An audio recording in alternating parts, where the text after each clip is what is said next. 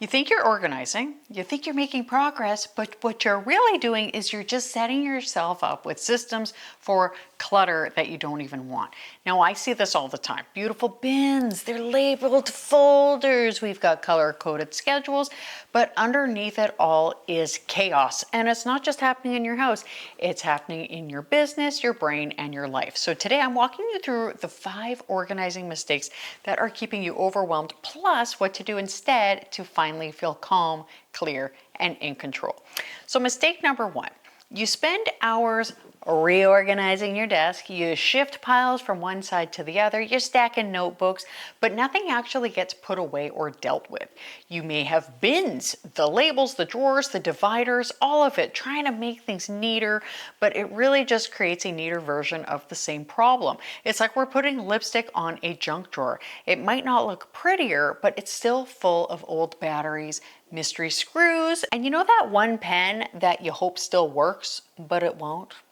Because it never works. Maybe you have pulled out a drawer and it looks organized, but 75% of it is actually junk that you'll never use. You spend $50 and 3 hours setting up a system of expired coupons, old hair elastics, and tangled charger cords that just don't even go to anything. Maybe you have a Google Drive that is labeled courses, leads, social media, but inside it's just digital clutter, random Canva graphics, and 3 outdated lead magnets, and a PDF named final_final 2. It's like cleaning up by shoving everything into a suitcase before a vacation. Sure, it fits, but now you can't find your toothbrush, your socks smell like shampoo, and here's the thing, this is not about messy drawers and overloaded folders. When you organize without decluttering, you're telling yourself, maybe this time I'll be able to manage the chaos. But then it falls apart again. Because of course it does. You start to question, is it me? Am I the one? Can I just not be organized? Maybe you wonder why you just can't seem to keep up. Why are you feeling exhausted before your day even starts? Why a simple task like sending a client a file or grabbing a lunch container, it feels just like too much. You're failing and you're just organizing things that don't belong in your life anymore. Mistake number 1 is organizing before you declutter. Now the fix is just simply to declutter first. Physically hold it up, scroll through it if it's online, open the drawer, open the file, ask yourself, what is this actually serving you? Are you going to use it again? And if not, just let it go, because clarity does not come from pretty bins. It comes from breathing room. All right, mistake number 2. Now, a space cannot support you if you don't know what it's for. It's like expecting your slow cooker to also be your laundry hamper, your printer, and your child's art gallery. Sure, technically it's a surface, but that doesn't mean it should be doing all of the jobs. Are you trying to pay bills, run Zoom calls, and prep dinner from the same 4-foot stretch of kitchen counter? Because I sure have. Or maybe your office closet is holding shipping supplies and holiday decorations and your kids' preschool keepsakes from 2012. Where are you keeping those packages that you need to send out and bring to FedEx? Where are they right now? Tell me. Also, bonus points if you have had glitter that has migrated to every other shelf like it is paying rent. And when you open a door to a closet, is it like a roulette wheel? Here's the thing though, this isn't just about clutter. When a space doesn't have a clear purpose, it becomes a constant source of stress in the background. You will start to avoid it until you have to deal with it, but that is going to come at a super inconvenient time. Maybe it's when you need to like head out the door for something, but you need to like quickly get something done and you're like, oh my gosh, or it's right before a client call when you're already tired or overwhelmed, and suddenly a simple task becomes 5 times longer because nothing is where it should be, and that drains your time, your energy, and your confidence. You start doubting yourself, not just as a business owner, but maybe as a mom or anything else, a gardener, I don't know. You question if you're cut out for this, and you wonder if you're just not organized enough. Is it a discipline problem?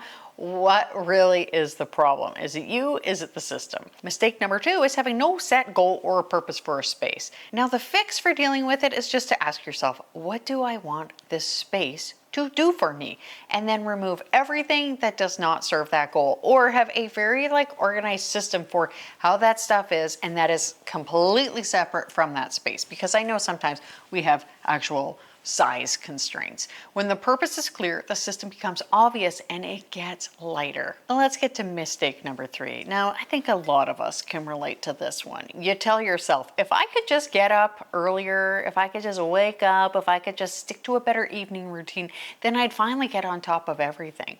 I mean, a lot of people recommend it, myself included. So you try. You write out your perfect routine, you even make a pretty checklist, or you use a new app. And it works for like 3 days. But when someone gets sick, or you're up too late, or your brain is just done, suddenly that peaceful morning routine is buried under laundry piles, forgotten alarms, and you console yourself with spoonfuls of crunchy peanut butter with chocolate chips, because that's how we all console ourselves, right?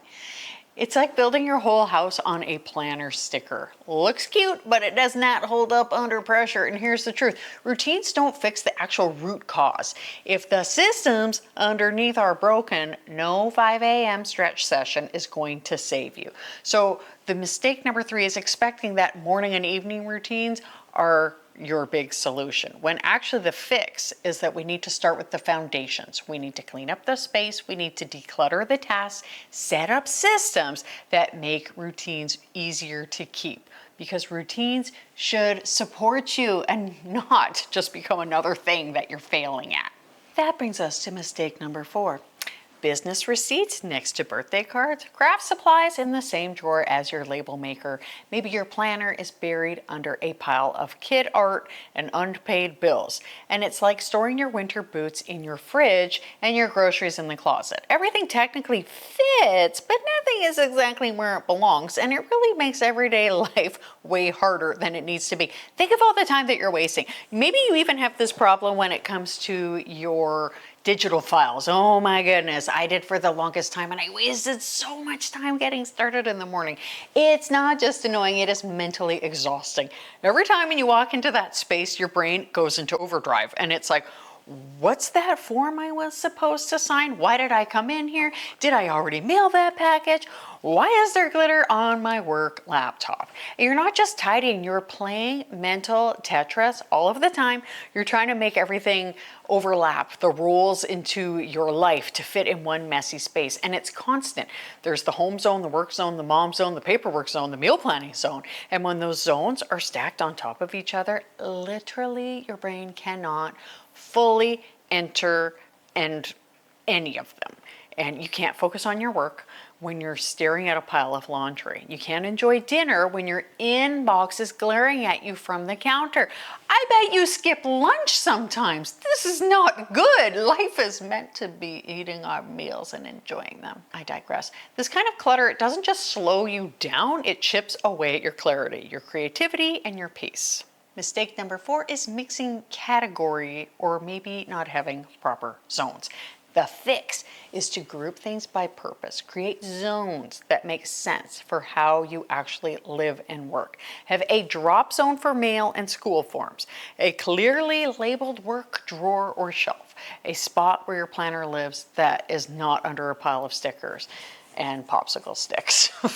And when everything has a home and those homes are not stacked on the kitchen island, your brain can finally relax. And if you've been nodding along like, yep, I have done every single one of these things, you're not the only one. I actually work with busy working women or those who run businesses from home. Moms, coaches, creatives, Etsy sellers who are juggling a million things and quietly wondering, why can't I keep up? And here's the truth. It's not that you're disorganized. You've just never had systems that work for your real life. Here comes my cat. Once we fix those systems and build simple, sustainable systems for your home and your business, things will finally click. And the great thing is they're going to work together, but we're going to have them apart. But it's going to be seamless. You can get your time back. You can have your brain breathing. Everybody wants their brain to breathe, right? You stop feeling behind all the time. So if you're ready to finally feel in control of your space and your schedule and your sanity, I'd love to help you. Check out the link in my description or send me a message to learn more about my one-on-one coaching. We're going to figure out exactly what's not working and we're going to build something that finally does. That brings us to our next mistake, the monster to-do list. You grab a notebook or your favorite giant whiteboard and brain dump everything. You're going to organize the house. You're going to create new business systems. You want to redo the pantry. You want to declutter the kids' room. You want to plan meals, batch content, and reset your routines. The thing is, though, by the time you finish writing, you are just overwhelmed. You're looking at that list and you're like, oh my goodness. And by Saturday afternoon, you haven't even done one of those things. And now you're scrolling Instagram and you're wondering how everyone else seems to be managing it all. And it's like setting out to climb Mount Everest in flip-flops. This kind of list is not motivating. It is crushing. No monster lists. You don't need more ambition. You need structure, support, and a system that finally works for your life. Mistake number 5 is monster to-do list. The fix, though, is to start with a triage. Now, in emergency nursing, we always would triage somebody when they come through the door, so we know how severe the situation is. So for you, you're going to step back.